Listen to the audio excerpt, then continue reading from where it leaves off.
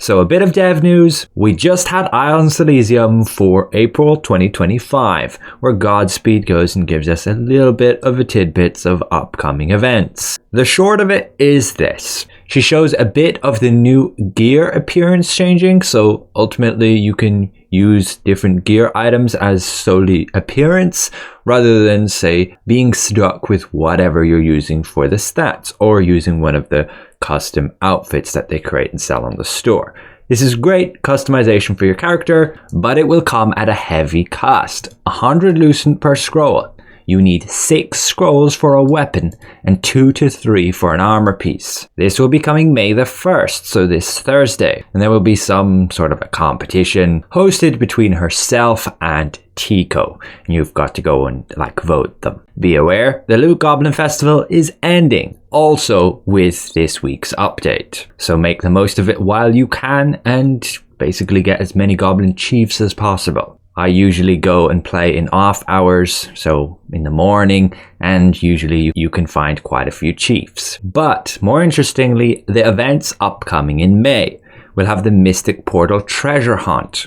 The Koreans will be getting this tomorrow. It ultimately gives you a bunch of lucky mystic keys, which then you use to open lucky mystic portals, and they can give you different packs. So like a treasure bag, a general treasure chest, or a goblin treasure chest. And these can give you all different sorts of upgrade materials, morphs, amatoys, and even what appears to be trait resonance stones. Just be aware this is again for the Korean server and is still open to change for us on global. We will need confirmation on this, but it should be coming just this week. But on from there, we should get one called Fortune's Calling. Don't know what that will entail. Guild Archbosses. This is pretty huge. Both Queen Bellandir and Tevent. Probably around mid-May. This Lucky Mystic Key event is supposed to last 2 weeks. So then up until the 21st could be the Fortune's Calling. And then from the 21st to the 28th could be the Guild Archbosses. One thing I would be aware of is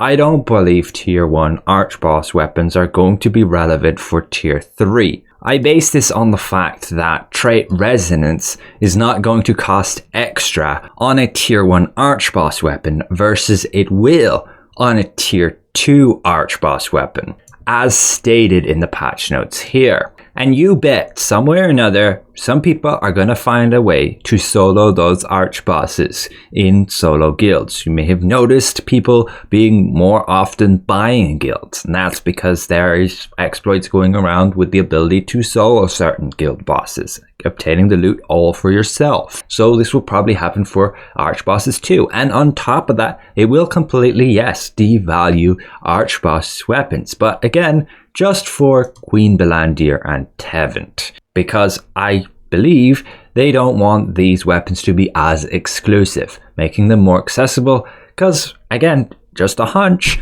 I don't think they will be relevant for the next tier of content. She did say we'll be getting a Mystic Globe Solent event. I don't know if that is true or some typo based on the script she's reading, as it seems a little bit too closely linked to the Mystic Portal Treasure Hunt event. She did say there'll be a few more events and to look out on the website for upcoming detailed posts about each event. Then she also did go over some community events. There will be one hosted by Blue Squadron, which is going to be a GVG tournament. It is sponsored by Amazon Games with the prize pool of 1.3 million lucent, worth the value of about $20,000, starting May the 26th. And then she also announced a community amatoy drawing competition.